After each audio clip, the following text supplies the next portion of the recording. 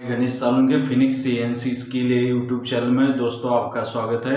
दोस्तों आज हम थ्रेडिंग जो ऑपरेशन करते हैं, सीएनसी टर्निंग या टैपिंग जो ऑपरेशन करते हैं हम वीएमसी मशीन के ऊपर, मगर आपको अलग अलग थ्रेड के टाइप कितने प्रकार के होते हैं, कौन से होते हैं, मैं आज हम सिर्फ थ्रेडिंग के टाइप देखने वाले, मेजरमेंट कैसे किया जाता है और सिंगल डेप्थ हाइट क्या होती है और उसका स्टैंडर्ड एंगल कितना होता है, वही देखने वाले ये वीडियो के माध्यम से। पूरी तरह से वीडियो देखिए दोस्तों और लाइक और सब्सक्राइब करना ना भूलिए। तो चलो दोस्तों वीडियो शुरुआत करते हैं। दोस्तों टाइप्स ऑफ थ्रेड्स लिखा हुआ है, तो मैंने इधर 4 टाइप के थ्रेड दिखाए। एक पहला मैट्रिक थ्रेड है, एक बटरेस थ्रेड है, ब्रिटिश थ्रेड बोलते हैं उसको हम, और एक स्क्वायर थ्रेड है, एक एक्मी थ्रेड है।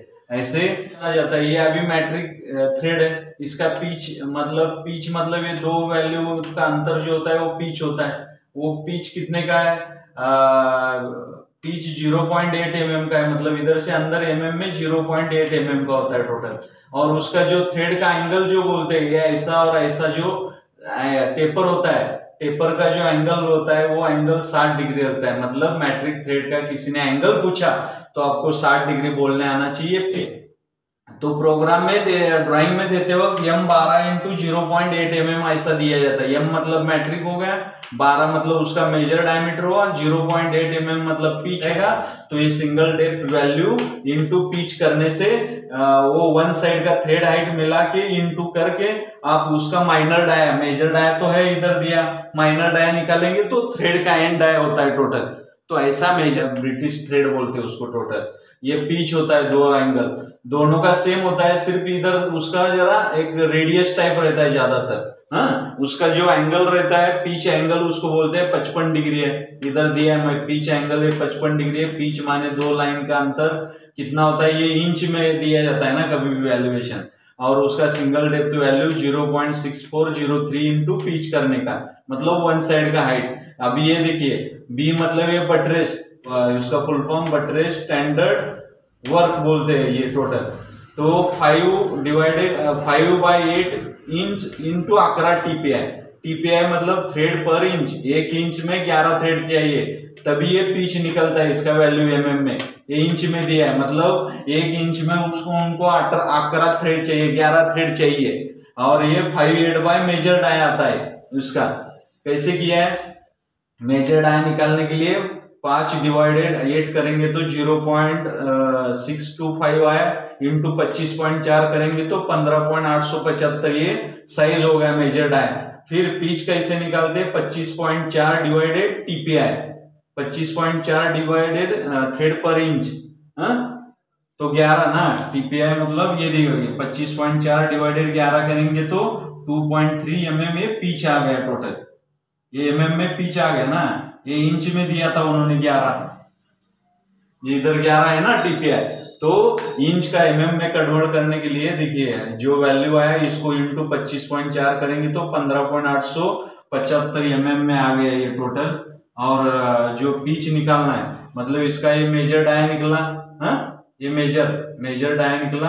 अभी पिच निकालने के लिए हमने क्या किया? 1 इंच मतलब TPI ना, थ्रेड पर इंच, 1 इंच में 11 थ्रेड चाहिए, तो 1 इंच का mm में कितना होता है वैल्यू? 25.4 डिवाइडेड 11, मतलब 25.4 डिवाइडेड 11 करेंगे तो 2.309 mm ये पिच वैल्यू, मतलब इधर से इधर तक का वैल्यू mm में 2.309 हुआ। ये ध्यान रखने का। तो ऐसा इंच का mm में कन्वर्ट करके आप मेजरमेंट कर सकते हैं। और उसका single depth value 0.403 into pitch, ये वैल्यू से ये करेंगे तो वन साइड थ्रेड हाइट आएगा, इसको इंटू करके माइनर डाया निकाल सकते हैं। मेजर डाया तो निकला है, माइनर डाया निकालने के लिए सिंगल डेप्थ इंटू पिच करने का ऑटोमेटिक आ गया, मतलब स्टार्ट थ्रेड और एंड थ्रेड आ गया टोटल। फिर उसके बाद स्क्वायर थ्रेड तीसरा। पिच माने कैसा होता है? ये पॉइंट से ये पॉइंट मिला के ये पिच होता है, और ये 90 डिग्री एंगल होता है। राइट एंगल है ना, कोई टेपर नहीं, कुछ नहीं, राइट एंगल का 90 डिग्री रहता है टोटल एंगल, 90 डिग्री है। सिंगल डेप्थ वैल्यू 0.5 है इधर, सिंगल डेप्थ एक साइड का वैल्यू इंटू पिच करने का, मतलब एक साइड का हाइट इंटू 2 करेंगे तो total height divide minus major dia करेंगे तो माइनर डाया निकलेगा टोटल।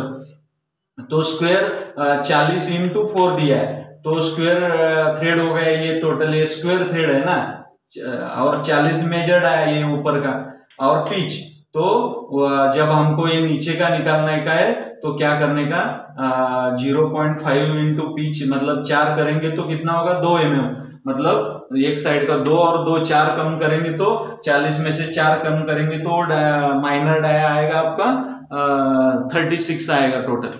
40 40 माइनस 4 मतलब 36, ये माइनर डाया आएगा टोटल, क्योंकि ये पिच 4 mm का है, 4 इंटू 0.5 मतलब 2 mm हाइट हो गया टोटल।